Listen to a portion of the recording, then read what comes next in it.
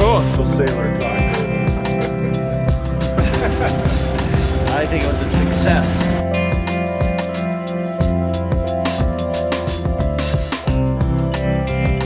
The Island Trails Network has been in the business of cleaning up recreational trails, both on land and water, for nearly 2 years. The nonprofit defines the trails it maintains as a dirt or coastal path. Andy Schroeder is its director. He says he founded it because of the need to maintain the trails that have previously been ignored. One big issue he deals with is marine debris along Kodiak's coastlines. In 2007, he says the volunteer-based organization began taking aerial surveys of the coastlines on the Kodiak archipelago. What we saw was garbage on almost every beach. Everywhere that there was a pile of driftwood, there was also plastics, derelict fishing gear, garbage, and things that were washing up. And we found out after doing a little bit of homework and starting to talk to other people in Alaska that this is a problem that affects the entire state. Since the magnitude of the issue was identified, Schroeder says he has been taking action locally. He has received grants to help with beach cleanups from the Marine Conservation Alliance Foundation that funds these types of activities throughout the state of Alaska. Schroeder says they began the projects this spring and that they will be ongoing.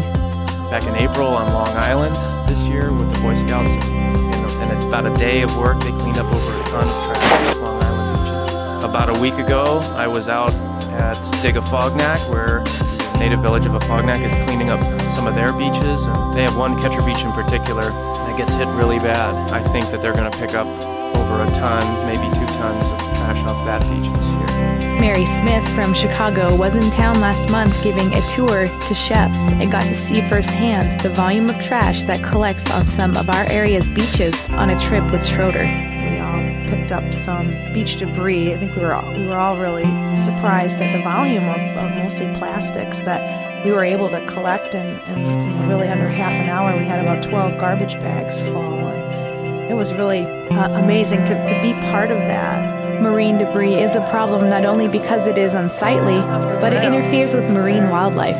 He says that mammals and birds become entangled in the trash and sometimes mistake it for food. It's ingested by wildlife as well.